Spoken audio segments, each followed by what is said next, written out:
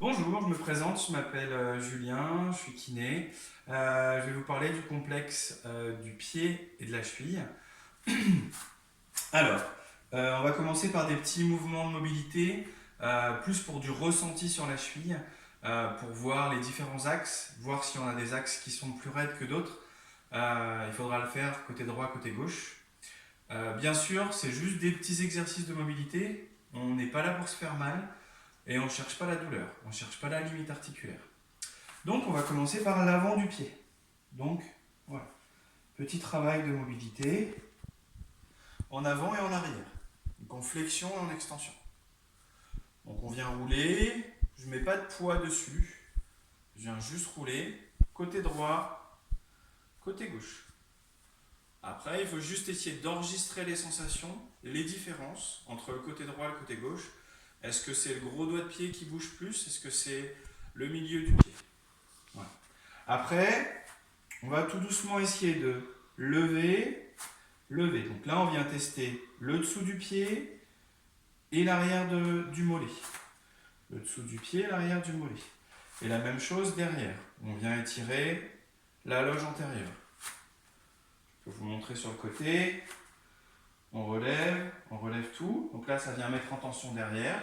Donc tout ce qui est chaîne postérieure. Et là, on va faire l'inverse au niveau du pied et l'inverse complet. Donc là, on vient étirer la chaîne antérieure. Donc là, ça permet d'avoir un renseignement sur les sensations qu'on a sur l'avant ou sur l'arrière. Après, on continue après avoir exploré en fait l'avant et l'arrière. On prend le temps qu'on veut. On fait après le travail de mobilité sur les mouvements internes externes. Donc on sait que le mouvement externe, c'est le mouvement de l'entorse. Voilà. Mouvement interne externe. À droite, à gauche. Faites attention, ceux qui ont eu des entorses, ça peut être douloureux en fait, ces mouvements de mobilité.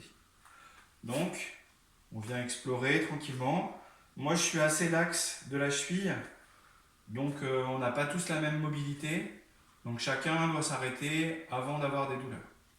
Et après, on vient essayer de combiner, une fois qu'on a chauffé un petit peu l'intérieur et l'extérieur, on vient combiner les mouvements. Ici, on vient passer là et faire le tour. On vient se mettre derrière par exemple.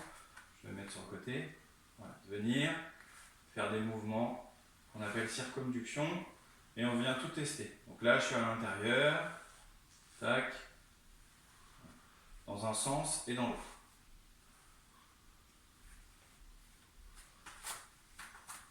Vers l'avant ou vers l'arrière. Bien sûr, on ne peut pas tout le temps être debout en fonction de nos douleurs. On peut également faire les mêmes mouvements assis. On vient étirer, faire nos mouvements de mobilité. Attention aux genoux, ça peut tirer aussi un petit peu. Les mouvements de mobilité. Et après, une fois qu'on a étiré un petit peu ces articulations, on vient faire le même mouvement à vide, comme ça. On l'a fait comme ça. Donc là, la cheville, elle est en extension, en flexion plantaire. Et là, on l'a fait en flexion dorsale. Ça nous permet de renseigner un petit peu toute la mobilité autour. Et dans un deuxième temps, on vous montrera l'automassage, l'automobilisation de la partie du pied et de la cheville. Voilà.